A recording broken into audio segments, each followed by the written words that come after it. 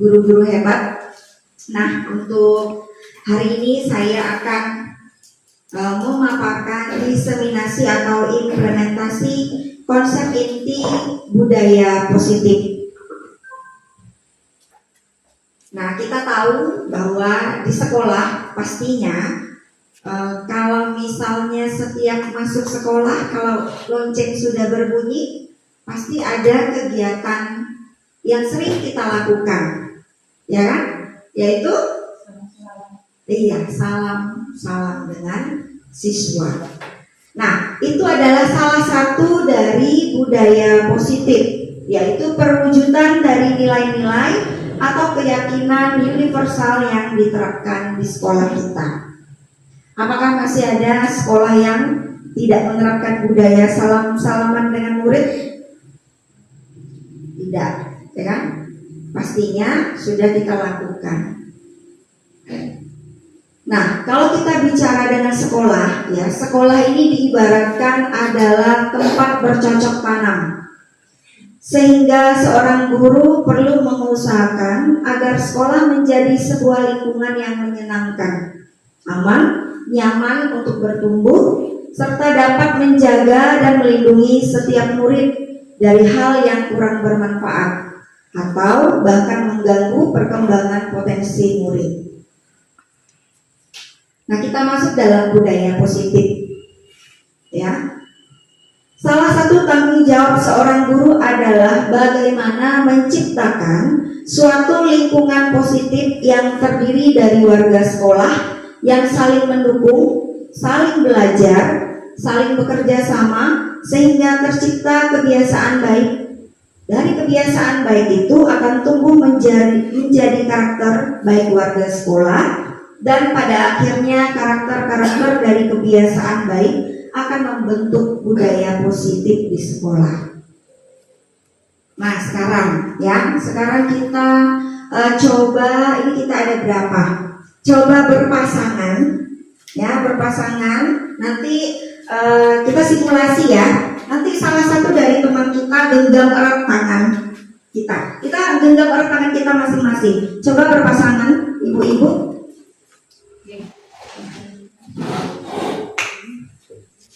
Oke, ya.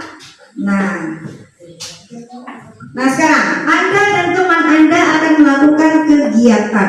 Cobalah buka, ya. Cobalah buka, ya. Kegiatannya cobalah buka. Sekarang Anda adalah A. Nah, sekarang dengan teman bebas. Saya mau A atau kamu mau B, ya. Masing-masing. Ya, oke. Nah, sekarang jika kamu A, tugas kamu adalah mengepalkan salah satu tangan kamu. Nah, yang A tadi. Nah, sudah, ya, dari kepalkan? Nah, coba Anda bayangkan bahwa Anda menyimpan sesuatu di kepalan tangan itu. Nah, duit boleh, ya kan? Emas boleh. Pokoknya anggap aja sesuatu yang kamu genggam itu ada barangnya. Kesabaran, Bu. Boleh. Nah, sekarang Anda perlu menjaga benda tersebut sekuat tenaga Anda, karena begitu pentingnya untuk kehidupan Anda. Nah, tugas yang B sekarang, ya, mencoba dengan segala cara membuka kepalan tangan kawannya itu. Ya kan, biasanya itu kan kawan ini. Gimana caranya? Terserah, bebas, sampai tangan ini, kepalan ini bisa terbuka, ya. Nah, sekarang teman B boleh membujuk, caranya kan macam-macam. Boleh membujuk, boleh menghardik, ya, kemudian boleh mengintimidasi. Enggak. Nah, boleh memarahi, boleh menggoda. Nah, cara tugas B menggoda si A tadi itu bebas. Coba sekarang kita lakukan. Coba sekarang kita lakukan. Oke, kita mulai, ya.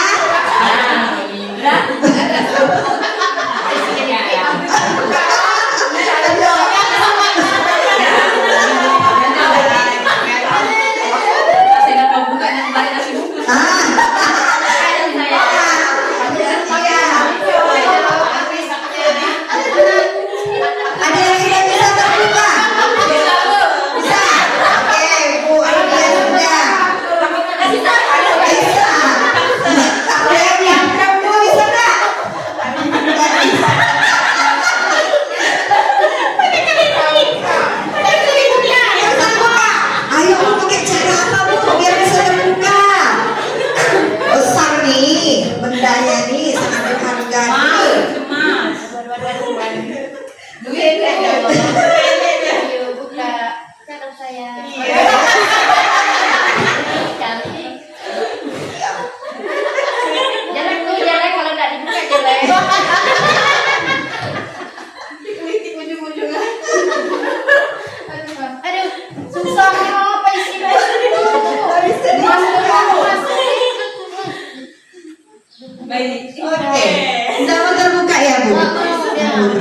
bendanya sangat-sangat berharga bagi bumi.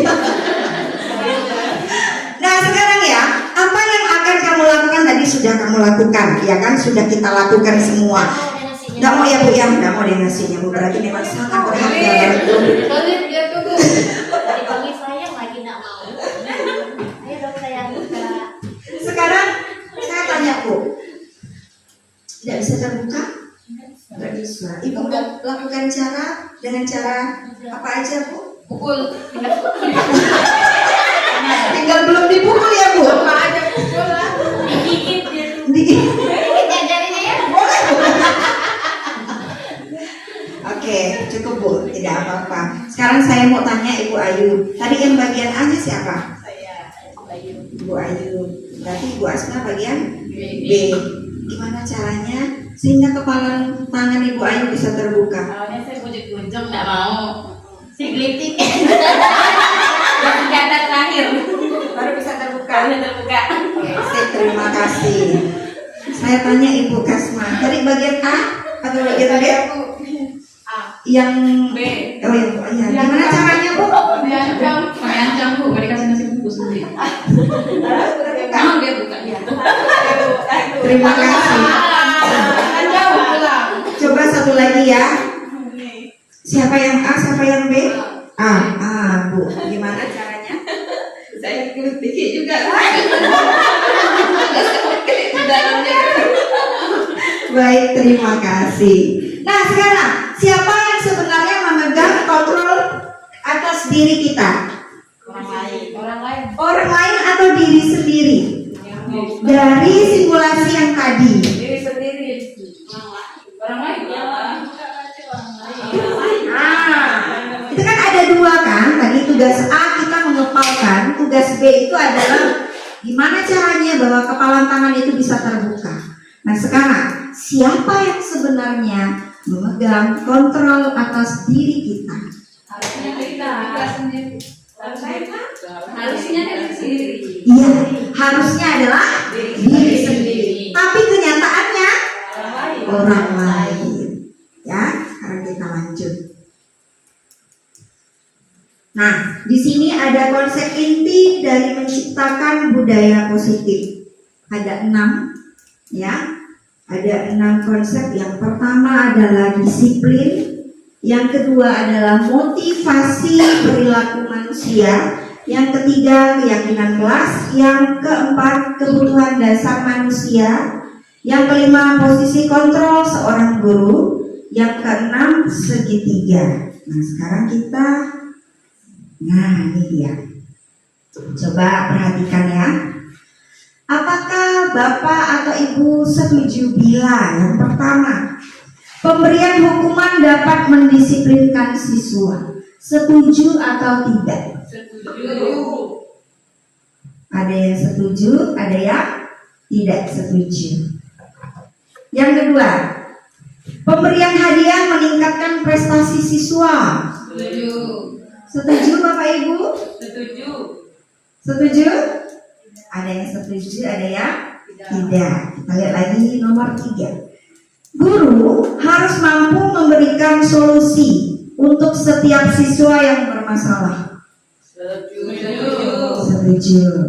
Yang keempat, guru berperan sebagai teman bagi siswa. Setuju atau tidak? Ada yang tidak setuju. Nah, sekarang kita kembali ke pertanyaan yang pertama. Pemberian hukuman dapat mendisiplinkan siswa. Tadi ada yang bilang setuju. Boleh memberikan alasannya Ibu?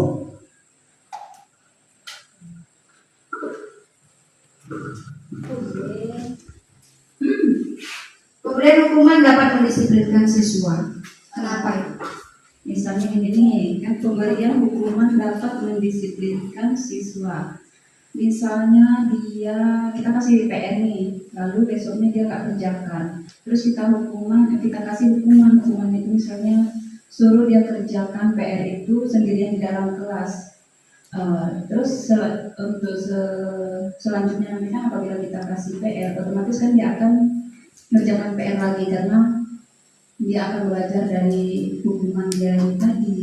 atau mungkin karena dia nggak mengerjakan PR. Biasanya sih saya melakukannya itu, saya suruh dia maju ke depan, baca Pancasila, sila pertama sampai kelima, terus sebutkan juga lambang-lambang.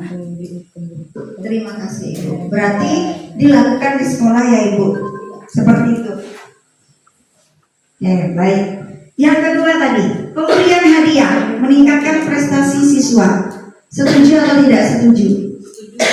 Ada yang setuju, ada yang tidak setuju tidak? Ada. Coba Ibu Nin. Baik, pemberian hadiah meningkatkan prestasi siswa. Nah, di sini pemberian hadiah itu bersifat tidak berjangka panjang, Ibu. Jadi ketika dia tidak mendapatkan hadiah, dia merasa dirinya gagal.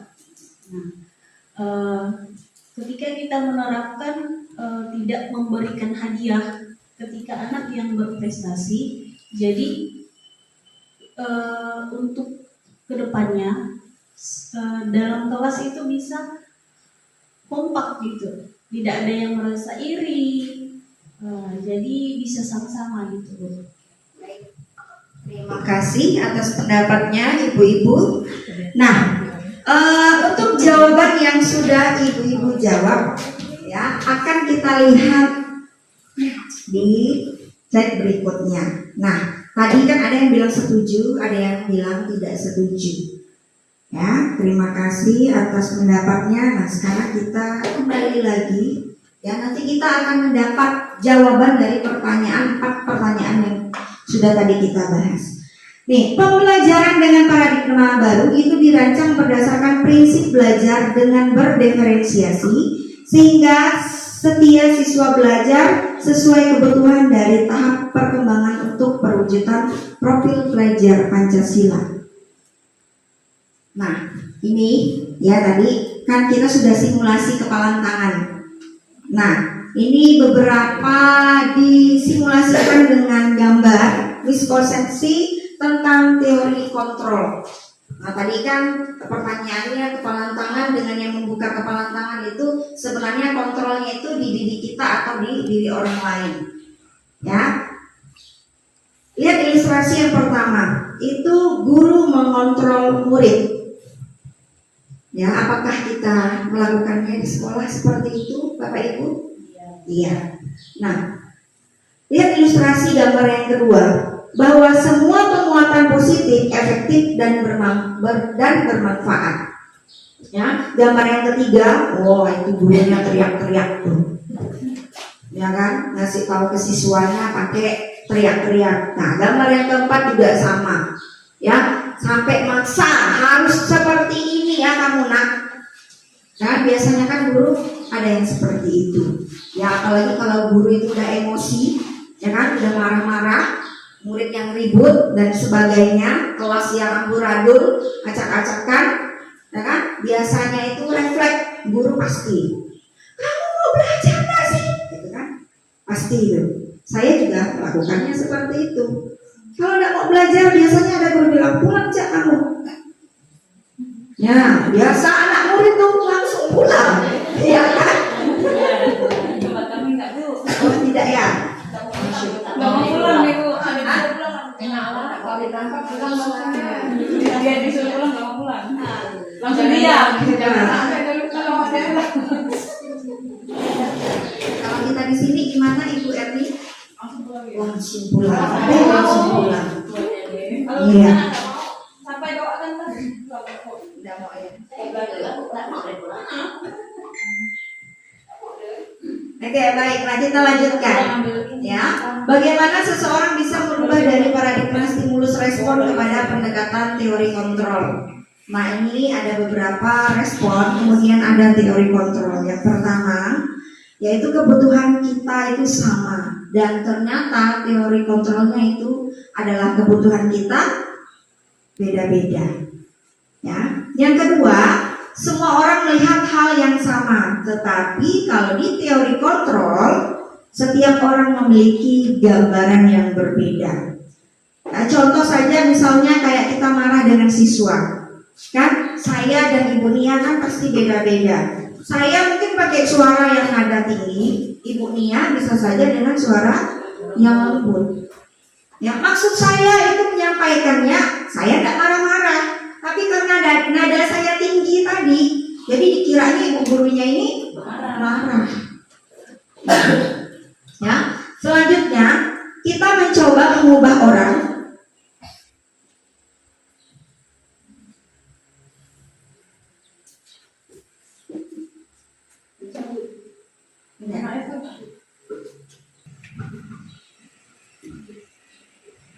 Oke, saya lanjut ya. Nah, untuk stimulus respon, untuk stimulus respon, saya bisa mengontrol orang lain, tapi sebenarnya untuk teori kontrolnya, ya, Anda tidak bisa mengontrol orang lain. Nah, selanjutnya pemaksaan ada pada saat bujukan gagal, kayak tadi tuh, ya kan, kepalan tangan, ayolah sayang, masih tidak mempan, ayolah nanti macam-macam lah ya kan, rayuan apanya, akhirnya masih belum terbuka. Lalu cara yang lainnya ada yang dikritik, ada yang bilang nanti aku belikan kau nasi padang, ya kan, akhirnya bisa terbuka. Nah, sebenarnya untuk stimulus respon itu pemaksaan, ya. Kalau yang tadi sudah kita lakukan itu. Nah, tapi untuk teori kontrolnya, ya, kolaborasi dan konsekuensi ya, menciptakan pilihan-pilihan baru. Nah, tadi sebenarnya kalau dengan paksaan yang untuk buka kepalan tangan itu, kita tuh bisa mikir, aku tidak mau buka kepalan tanganku hanya demi nasi bungkus, hanya demi ini, hanya demi itu. Itu kan kembali lagi ke kontrol pada diri kita sendiri. Ya, yang terakhir model berpikir menang atau kalah. Tapi teori kontrolnya model berpikir menang. Ya, aku tidak mau kalah. Pokoknya tetap kepal tangan ini gimana caranya biar tidak terbuka, biar dikritik, biar dikasih nasi padang, biar dikasih apa, ya. Nah, sebenarnya sudah terjawab tadi bahwa sebenarnya kepalan tangan tadi yang simulasi itu sebenarnya bagaimana Ibu? Siapa yang sebenarnya memegang kontrol atas diri kita sendiri? Iya, diri kita sendiri, bukan orang lain. Ya. Oke, saya lanjut. Untuk disiplin positif ini adalah salah satu cara menerapkan disiplin yang bertujuan untuk menumbuhkan kesadaran serta memberdayakan anak untuk melakukan sesuatu tanpa sogokan, ancaman maupun hukuman. Ya. Nah, tujuannya untuk menanamkan motivasi kepada semua siswa agar mereka menjadi orang yang mereka inginkan dan menghargai diri sendiri dengan nilai-nilai yang mereka percaya. Nah, motivasi ini berasal dari dalam diri, yaitu dari internal siswa, sehingga akan berdampak jangka panjang dan tidak akan berpengaruh dengan adanya hukuman dan hadiah. Nah, kembali lagi ke pertanyaan tadi, ya, pertanyaan yang ada 4 pertanyaan tadi. Pemberian hukuman dapat mendisiplinkan siswa? Iya, tidak. Ya, malah anak itu sebenarnya jadi sakit hati, takut mau datang ke sekolah. Ya, ya. Yang kedua, pemberian hadiah. Apakah meningkatkan prestasi siswa? Iya, tidak juga. Memang sebenarnya dilema kita sebagai guru, ya, tidak menghukum anak nanti tidak terdidik dengan baik. Tidak memberi penghargaan, anak tidak ada motivasi dan semangat belajar. Nah, tapi kembali lagi ke budaya positif dan ternyata itu tidak boleh kita lakukan. Sebenarnya itu disiplin positif yang gagal. Begitu. Nah, dari hukuman, ya, kita lanjut lagi. Nah, ini kita kembali ke nilai-nilai kebajikan universal. Ada 6 dimensi profil pelajar Pancasila yang memang kita terapkan di sekolah. Yaitu yang pertama, beriman, bertakwa kepada Tuhan Yang Maha Esa dan berakhlak mulia. Yang kedua itu kebinekaan global, yang ketiga bergotong royong, yang keempat kreatif, kelima bernalar kritis serta mandiri. Ini Bapak Ibu tolong diingat untuk 6 dimensi profil pelajar Pancasila yang harus kita terapkan di sekolah kita. Nah, kita masuk pada motivasi perilaku manusia. Bahwa motivasi perilaku manusia itu menghindari ketidaknyamanan atau hukuman. Yang kedua, mendapat imbalan dan penghargaan. Yang ketiga, menghargai diri dan menjadi orang yang mereka inginkan. Itu jelas sekali ya. Itu jelas sekali motivasi dari perilaku manusia. Pastinya kita ingin penghargaan, pastinya kita ingin kita lebih hebat dari orang lain, pastinya kita ingin mendapatkan penghargaan. Ya, kalau misalnya saya ikut lomba, misalnya contoh ya, guru berprestasi, kan pasti ada harapan kita. Saya ingin mendapat penghargaan dari dinas pendidikan. Nah, itulah motivasi kita sebagai manusia. Nah, kita lanjut pada teorinya, ya, teori motivasi perilaku manusia. Untuk teori motivasi ini, ya, ada dalam motivasi eksternal dan internal. Nah, kalau untuk yang pertama, menghindari ketidaknyamanan atau hukuman, itu apa yang terjadi apabila saya tidak melakukannya. Contoh tadi kita kembali ke siswa tadi yang saya tanya kepada Ibu Rodia. Anak ini tidak mengerjakan PR, tapi kalau saya tidak memberi hukuman, apa yang akan terjadi kepada anak itu? Kalau saya tidak memberikan anak itu hukuman. Ya, itu motivasi, tapi itu motivasi eksternal, ya, dari luar. Yang kedua, kita lihat lagi. Untuk mendapatkan imbalan dari orang lain atau institusi. Nah, contohnya, apa yang akan saya dapatkan apabila saya melakukannya? Ya, sama tadi ya dengan yang poin yang pertama. Nah, yang untuk terakhir, untuk menghargai diri sendiri, menjadi insan itu sesuai dengan harapan kita. Itu kembali ke tadi, kepalang tangan, bahwa kita yang mengontrol diri kita. Berarti motivasi itu keluar dari diri kita, yaitu motivasi internal. Itulah dia tujuan dari disiplin. Ya. Oke, kita lanjut. Nah, ini tadi ya Bapak Ibu. Jadi ada perbedaan antara hukuman, konsekuensi, dan restitusi. Kalau tadi kita udah sebagian membahas tentang hukuman. Nah, ini ada contoh ya, hukuman serta penghargaan. Kalau hukuman itu pastinya menyakitkan. Ya, biasanya juga kita guru ya, dulu sih saya biasanya kalau kita tidak kerjakan PR kan tangan tuh dipukul oleh bu gurunya sampai berapa kali. Tidak tuntas pun dipukul sampai berapa kali. Saya pernah sekali dihukum karena apa? Tidak belajar waktu itu, tiba-tiba besoknya ulangan. Dapatlah 50, KKM-nya 60 waktu SD, saya ingat sekali. Sampai darahnya itu masih membekas ke sini, ke jari tangan. Dipukul, Bu. Nah, berarti kan guru itu menghukum siswa karena tidak tuntas. Ya kan? Nah, kita lihat lagi. Kalau hukuman itu menyakitkan, pastinya tidak nyaman. Ujung-ujungnya apa? Murid takut mau datang ke sekolah. Nah, iya kan? Ada yang berhenti kan? Nah, kenapa takut? Gurunya apa katanya? Guru belakang. Mau datang ke sekolah jadi tidak berani. Karena itu tadi ada hukuman. Ya, ada nanti yang lambat datang ke sekolah atau misalnya ribut di kelas.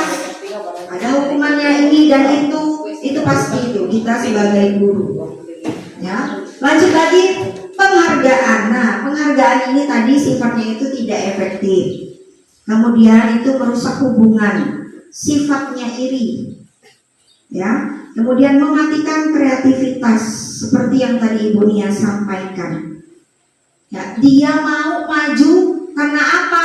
Aku dikasih permen, aku dikasih uang, ya kan?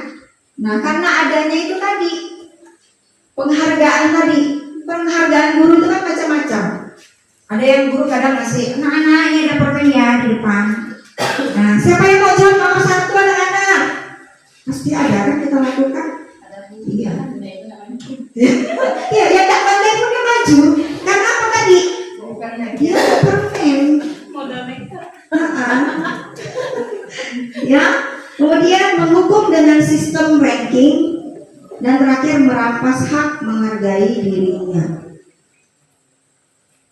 Ya, lanjut. Nah, itu tadi adalah konsep dari identitas yang gagal, ya, disiplinnya gagal. Nah, ini adalah konsep disiplin identitas yang sukses, bahwa ada konsekuensi dan restitusi.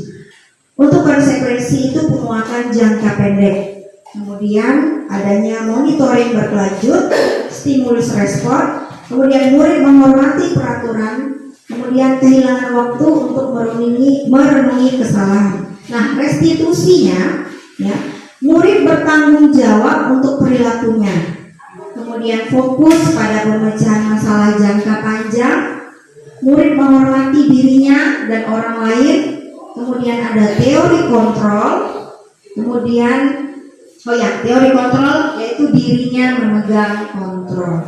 Nah, ini Bapak Ibu, ya, restitusi ini adalah sebenarnya ke diri kita dulu, ya, ke diri kita dulu. Bagaimana cara kita dulu untuk bisa mengontrol diri. Nah, biasa kita di sekolah ini kan pasti banyak kasus, iya kan? Iya, Bu. Iya. Biasa kasusnya apa di sekolah? Anak datang terlambat, seragamnya tidak lengkap, tidak rapi, apalagi tidak mengerjakan PR, ya, kelupaan. Ya, nah itu lagi. Karena dikasih PR sama bapak ibu gurunya, akhirnya besoknya dia tidak masuk. Karena dia tidak ngerjakan juga, akhirnya saya tidak masuk harinya. Aku tidak mau masuk katanya. Kenapa? Aku tidak ngerjakan PR.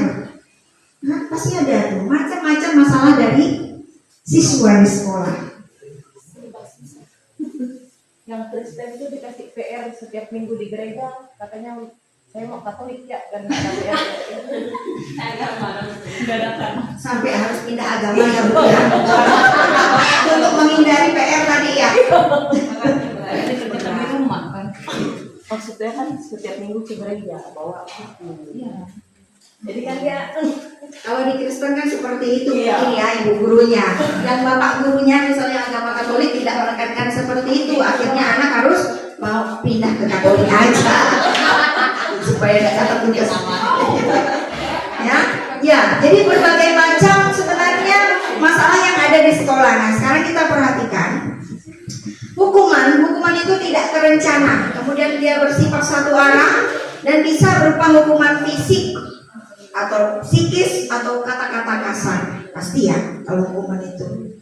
Nah, kita lihat konsekuensi. Kalau konsekuensi ini bersifat terencana yang sudah disepakati, kemudian bentuk-bentuk konsekuensi juga dibuat oleh guru, ya, atau sekolah. Yang terakhir itu adalah restitusi. Restitusi itu adalah proses menciptakan kondisi bagi murid untuk memperbaiki kesalahan mereka sehingga mereka bisa kembali pada kelompok mereka dengan karakter yang lebih kuat. Nah, Pak Ibu kita lanjut. Udah. Nah, ini perbedaannya. Nanti kita lihat perbedaan antara hukuman, konsekuensi, dan restitusi. Ada contoh kasus siswa tidak mengerjakan PR. Nah, hukumannya guru menghukum murid dengan berdiri 10 menit kamu di depan kelas karena kamu tidak mengerjakan PR. Ada tidak Bapak Ibu? Tidak. Tidak. Ya syukur ya kalau tidak. Apa Bu? Iya, ada yang bilang pungut sampah kamu, ya kan? Nah, Bu, ya, oh ya, atau kamu kerjakan ulang PR-nya, ya Bu ya. Oh tambah lagi, tambah lagi. Nah, udah dihukum seperti itu, akhirnya kan guru marah, murid pasti takut. Nah itu kalau bentuk hukuman. Kalau bentuk konsekuensi, guru memberikan konsekuensi untuk menulis PR sebanyak 3 kali. Ada enggak Bapak Ibu kita di sini menyuruh siswa seperti itu? Tidak ya. Kalau kami di yang kemarin itu masih ada. Karena kamu tidak kerja PR ini kan 1 lembar nih. Bapak Ibu anak-anak, kamu kerjakan ulang sebanyak 3 kali. Biasa ada yang bilang, saya berjanji tidak akan mengulangi kesalahan. Ya kan? Itu dibuat kadang berapa lembar itu? Pasti ada ya? Iya, kalau zaman-zaman dulu ada ya. Termasuk zaman saya dulu pun masih kena. Iya.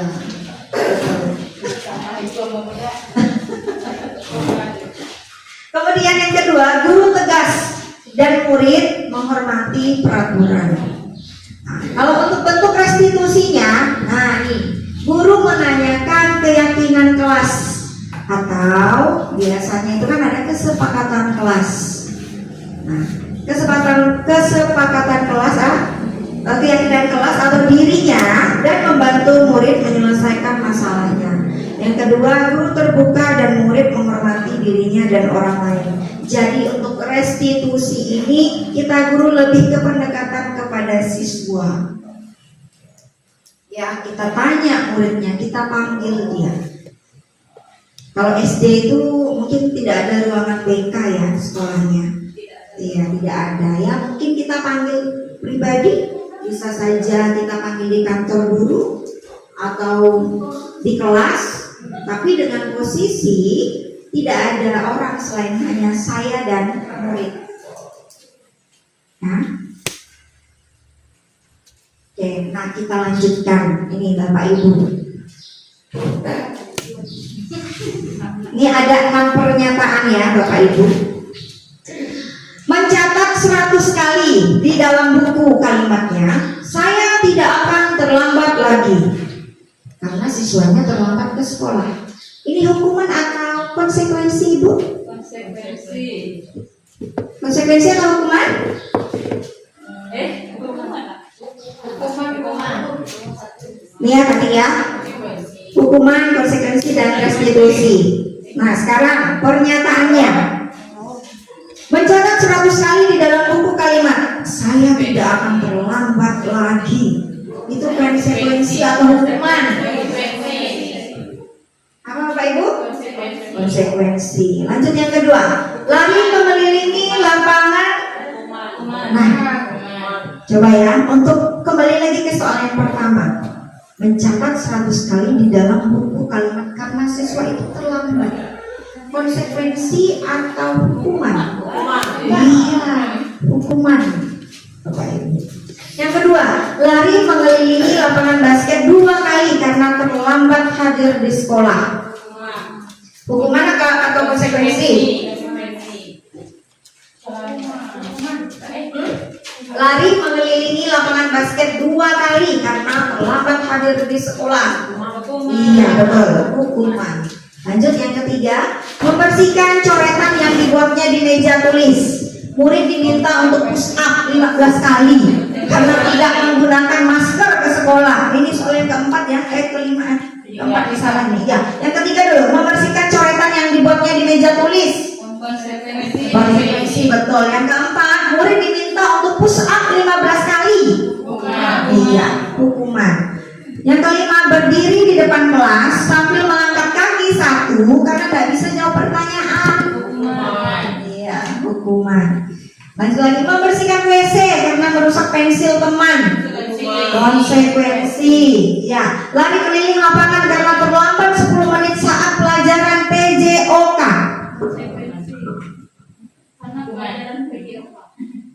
Iya, konsekuensi. Berarti siswa dengan guru PJOK dia ada membuat kesepakatan.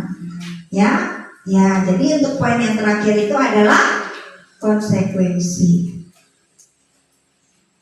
Nah sekarang, mengapa keyakinan kelas bukan peraturan kelas? Karena selama ini kan yang kita tahu itu adalah peraturan kelas, ya bukan keyakinan kelas ataupun kesepakatan kelas. Nah sekarang kita lihat ya bahwa keyakinan kelas itu dibuat berdasarkan kesepakatan antara guru dan siswa yang bersifat universal. Apakah Bapak Ibu pernah membuat kesepakatan kelas? Pernah. Ya, pastinya pernah. Ya. Nah, yang kedua, peraturan biasanya itu dibuat oleh guru. Jadi dia bersifat satu arah saja. Ya, jadi tanpa adanya kesepakatan dengan siswa-siswa, jadi guru membuat aturan sendiri. Biasa ada ya, Pak Ibu, buat sendiri, anak nggak boleh ini, anak nggak boleh itu, jadi dia buat sendiri langsung tempel di kelasnya. Nah, biasanya ada seperti itu. Nah, itu dinamakan peraturan. Nah, ini ada kalimat-kalimat tertentu juga ya dalam menuliskan peraturan kelas dan ataupun keyakinan kelas. Selama ini mungkin kita menggunakan bahasa tidak. Dan bahasa tidak itu sebenarnya bukan keyakinan kelas, tetapi itu lebih ke peraturan kelas. Contoh ya, tidak terlambat masuk kelas. Harusnya di keyakinan kelas itu masuk kelas tepat waktu. Itu kalimatnya. Yang kedua, melaksanakan piket kelas. Nah, untuk kalimat di keyakinan kelas, bertanggung jawab melaksanakan piket kelas. Yang ketiga, tidak gaduh saat pelajaran, harusnya bersikap tenang saat pelajaran. Nah, ini perbedaan penulisan dalam peraturan kelas dan keyakinan kelas. Ya, bisa dilihat ya Bapak Ibu, bahwa mungkin selama ini yang kita buatkan pakai kalimat tidak, kata tidak ya, dan ternyata itu adalah bukan keyakinan kelas atau kesepakatan kelas. Itu ternyata adalah peraturan kelas. Ya, tidak membuang sampah sembarangan, harusnya menjaga kebersihan kelas. Ini untuk dalam lingkup kelas. Nah, ini keyakinan kelas 6 ya. Untuk kelas 6 murid saya kemarin sudah buat tapi belum ditempel Bapak Ibu. Nah, sekarang kita lanjut pada kebutuhan dasar manusia. Kebutuhan dasar manusia itu ada 5 ya: bertahan hidup, kasih sayang dan rasa diterima, penguasaan, kebebasan serta kesenangan. Nah, kita lanjut untuk pemahaman yang pertama, yaitu bertahan hidup. Bertahan hidup itu kebutuhannya bersifat fisiologis. Untuk bertahan hidup misalnya kesehatan, rumah, dan makanan. Dan kebutuhan biologisnya itu sebagai bagian dari proses reproduksi, termasuklah kebutuhan untuk tetap bertahan hidup. Nih, Bapak Ibu pasti tahu semua ya. Lanjut kita pada kasih sayang dan rasa diterima, kurang lebih ya. Nah, ini kebutuhannya itu berhubungan dengan koneksi sosial, yaitu kebutuhan untuk memberi dan menerima kasih sayang serta kebutuhan untuk merasakan menjadi bagian dari suatu kelompok. Dan kebutuhan ini juga meliputi keinginan untuk tetap terhubung dengan orang lain seperti teman, keluarga, pasangan hidup, teman kerja, binatang peliharaan, dan kelompok di mana kita tergabung. Nah, ini penguasaan.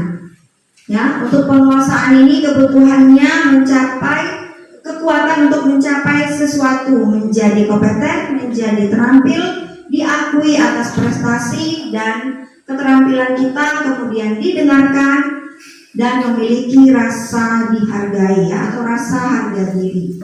Nah, kebutuhan ini bisa dilihat ya bahwa kebutuhan itu untuk mencapai sesuatu ya, kemudian diakui dan dihormati. Lanjut yang keempat, yaitu kebebasan. Nah, kalau untuk kebebasan ini pastinya anak-anak punya kebebasan masing-masing. Kadang di sekolah itu biasanya kan ada ibu gurunya kasih tugas, misalnya nulis lah 1 sampai 10 atau nulis kalimat saya suka minum apa gitu. Ada yang anak bilang, Bu, capek. Ya, pasti kan? Bu, bosan. Jadi kamu mau apa, Nak? Biasa guru kayak gitu ya. Bu, aku mau gambar, Cak. Ada nggak? Ada. Iya kan? Bu, aku mau warnain, Cak. Atau misalnya, Bu, saya mau baca buku jalan di perpustakaan. Kan pasti ada kan? Ya ada. Pasti kita merasakan juga ke siswa kita. Nah, ini adalah bentuk kebebasan anak-anak. Ya, anak-anak tuh inginnya tuh suka mencoba-coba atau tidak terlalu berpengaruh kepada orang lain. Intinya saya mau bebas. Saya tidak mau nulis yang disuruh bu guru, Pak Guru. Saya mau senang sesuai dengan yang saya mau. Itu tadi contohnya. Ya, kita lanjut yang terakhir adalah itu ya, kesenangan ya. Kebebasan dan kesenangan hampir mirip-mirip.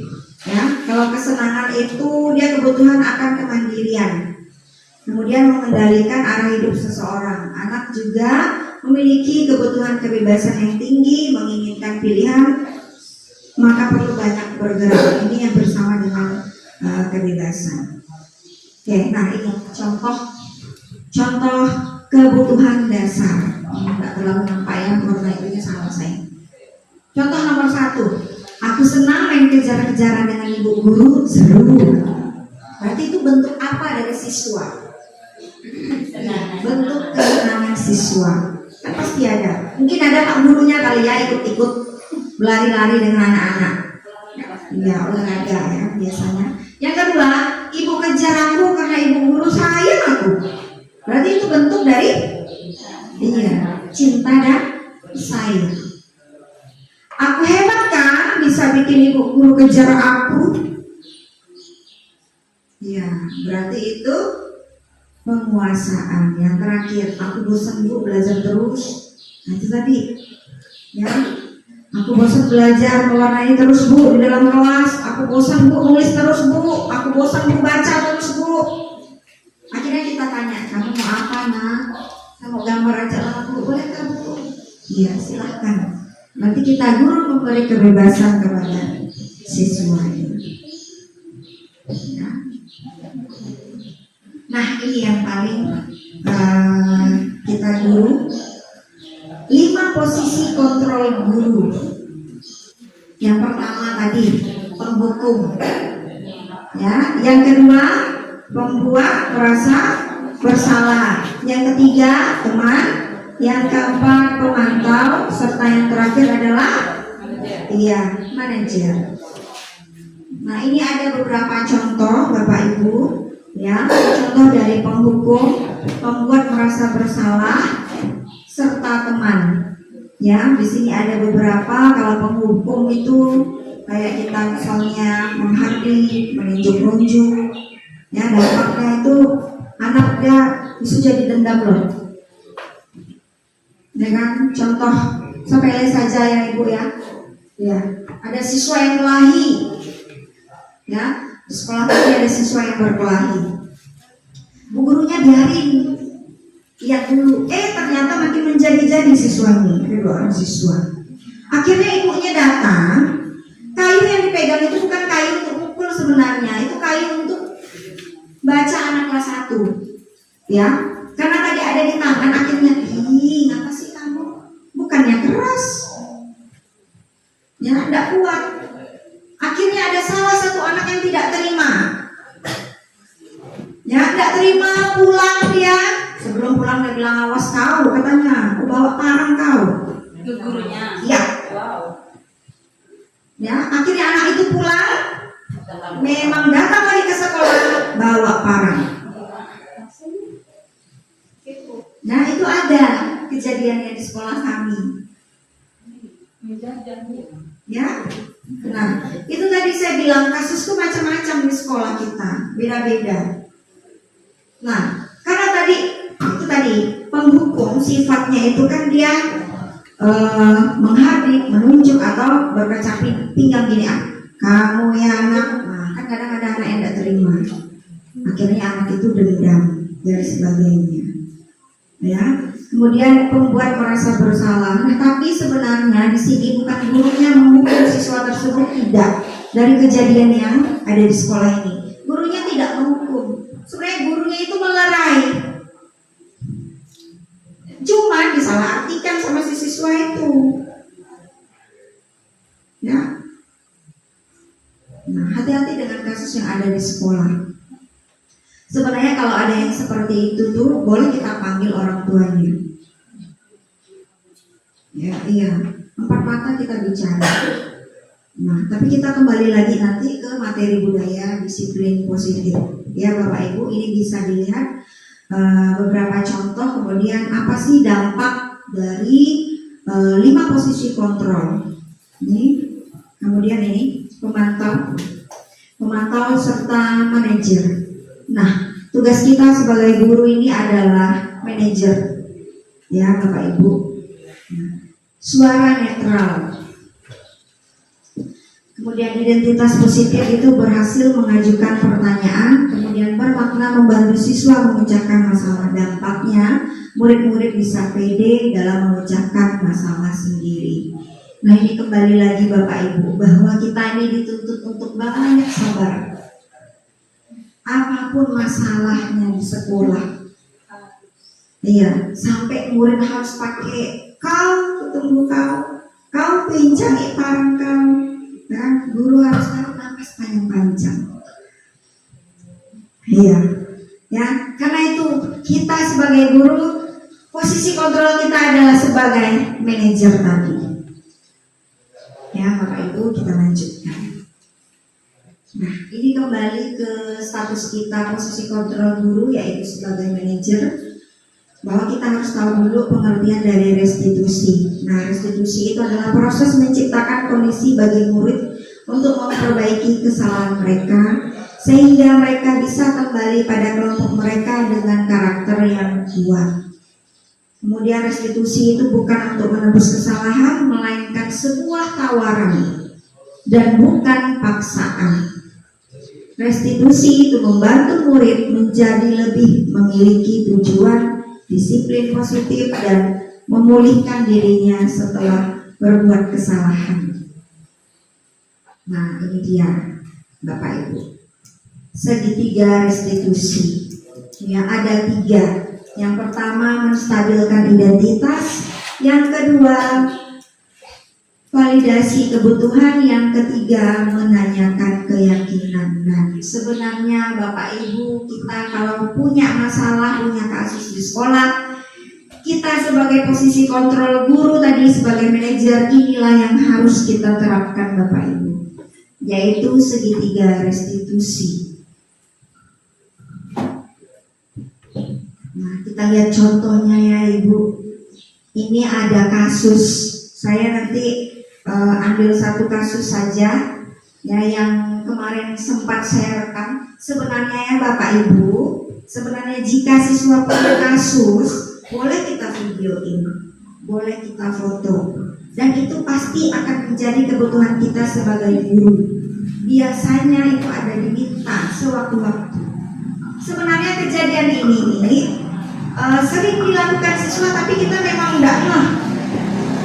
Ya, saya ada contoh bahwa siswa ini sering terlambat. Nah, ini contohnya ya.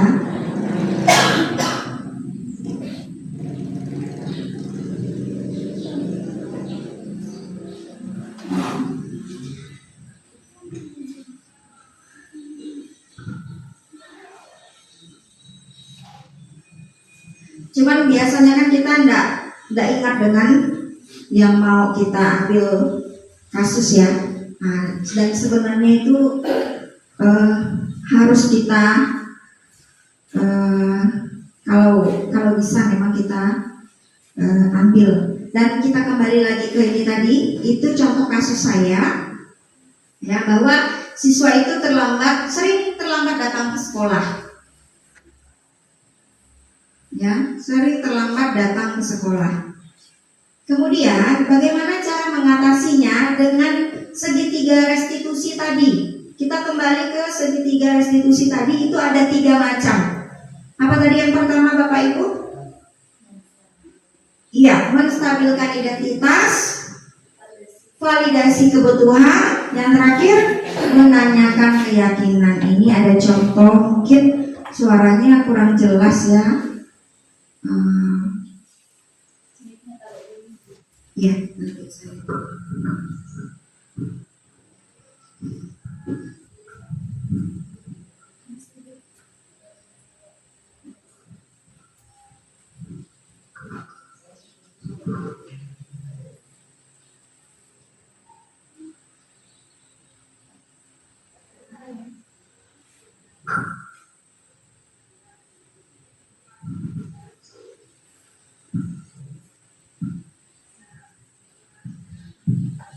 Ada kedengaran Bapak Ibu?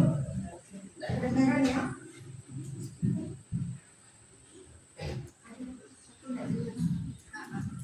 Kecil, ya kecil ya Bapak Ibu. Nah, inilah harusnya yang kita terapkan di sekolah Bapak Ibu. Jika siswa itu punya kasus, ini saya ambil salah satu kasus saya, ada 2. Yang pertama, siswa ini sering terlambat.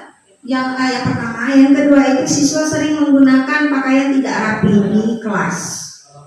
Ya, nah ini saya ambil menjadi sampel saya. Kasus yang pertama yaitu siswa sering datang terlambat ke sekolah. Nah, disinilah kita menggunakan segitiga restitusi tadi. Yang pertama kita menstabilkan identitas. Kita tanya dulu anaknya. Ini sayang ya karena tidak terlalu kedengaran. Gimana kalau begini?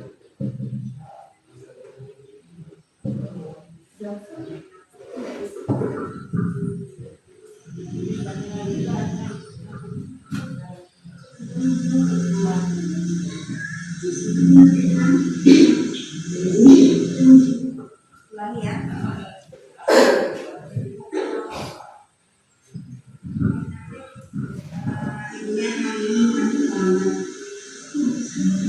Ini jawaban siswa polos ya Bapak Ibu.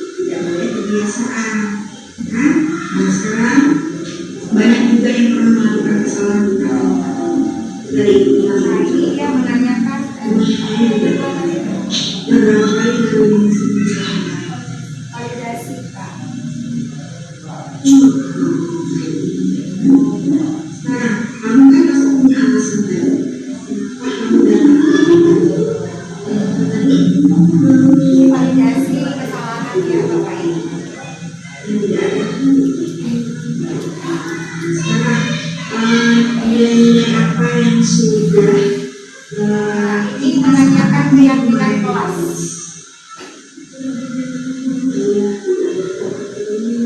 Supaya kamu tidak datang ke sekolah, apa yang harus kamu lakukan?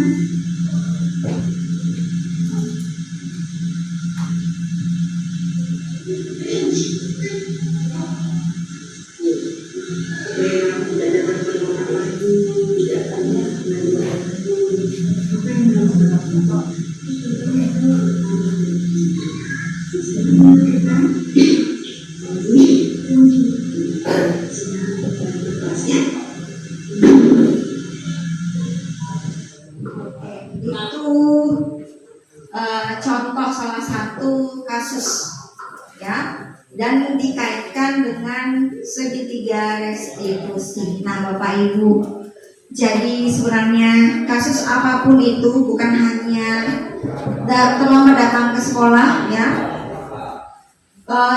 harus seperti inilah kita menyelesaikan kasus siswa ya, karena kita guru ada apa lebih dekat. Nah sebenarnya kalau di SMA itu pastinya ada guru BK ya. Kalau kita guru SD kita tidak ada. Nah, jadi lebih ke pendekatan kita sebagai guru wali kelas untuk menyelesaikan kasus siswa. Ini tadi Bapak Ibu dikaitkan dengan segitiga restitusi. Nah, marilah kita belajar bersama, berkolaborasi, saling mendukung demi mewujudkan disiplin positif di sekolah kita tercinta. Jadi besar harapan saya ya untuk kita guru-guru bahwa di setiap kasus itu pasti ada pemecahan masalahnya dan kasus itu pun pastinya berbeda-beda. Jadi harapan saya berkolaborasilah, karena sebenarnya kita kolaborasi ini juga bukan hanya kita guru dan siswa, tapi kita guru ya dengan warga sekolah, baik guru lainnya, kepala sekolah dan terlebih orang tua. Itu peran penting supaya bisa kita mewujudkan disiplin atau budaya positif di sekolah. Baik, itu saja dari saya Bapak Ibu. Apakah ada pertanyaan?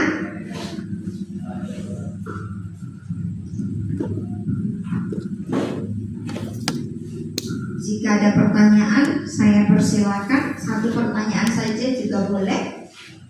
Mana tahu ada kasus di sekolahnya, atau bukan pertanyaan tapi saran boleh juga. Silakan. Saya mau bertanya. Ya, silakan. Kalau tadi tentang budaya positif tadi ya.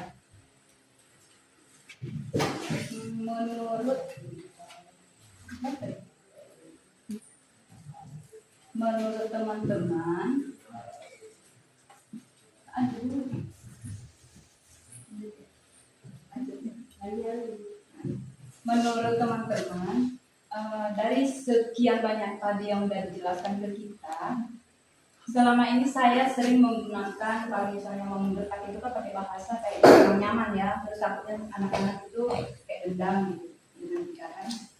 Biasanya saya pakai ini. Bolehkah? Bawa isyarat. Bolehkah Ibu? Tapi kalau gitu kan mereka kayak gimana ya? Kayak terhipnotis. Oke, baik, terima kasih Bu atas pertanyaannya. Kembali lagi ke budaya disiplin positif tadi, bahwa sebenarnya isyarat yang seperti itu tidak boleh kita lakukan. Sebenarnya Iya. tapi paling ampuh buat aku. Ya, sebenarnya kita kembali lagi ke segitiga restitusi, bahwa kita harus melakukan pendekatan kepada siswa. Memang secara spontan pasti jelingin mata gitu kan, pasti anak masuk diam, ya kan? Tapi sebenarnya kurang baik Ibu. Misalnya kan rapat gitu kan, rapat Iya. dulu atau rapat orang tua, nanti kan mereka berjinjir gitu kan gitu. Jadi pada nggak lari mereka itu tuh. Nah itu tadi sebenarnya tidak salah, cuman mungkin posisinya seharusnya memang kita ada cara tertentu untuk memberikan arahan kepada siswa. Ya mungkin itu cara yang terbaik dari Ibu ya kan, pakai kode seperti itu. Biasanya pun saya kayak gitu Ibu, jujur. Jelingin mata gitu kan langsung lari anak itu kan begitu dia. Tapi sebenarnya memang iya sebaiknya sih tidak boleh dilakukan. Iya. Kan nggak sempat Ibu. Harusnya gini, kita datang keluar. Nah, iya. Oh masih muda. Ada yang alasannya boleh mama aku. Saya nggak lihat keluar setiap hari ya. Bukan sempat ngomong gitu dah. Ya, berarti memang udah dasar dari anaknya tadi. Ya, jadi kita dulu ya memang ya kalau bisa ya kita ubahlah polanya supaya lebih kembali lagi ke budaya positif tadi. Baik, ada lagi yang ingin bertanya Ibu? Oke, kalau tidak saya tutup. Baik, terima kasih atas perhatiannya. Sampai di sini materi saya ucapkan terima kasih. Selamat siang. Siang.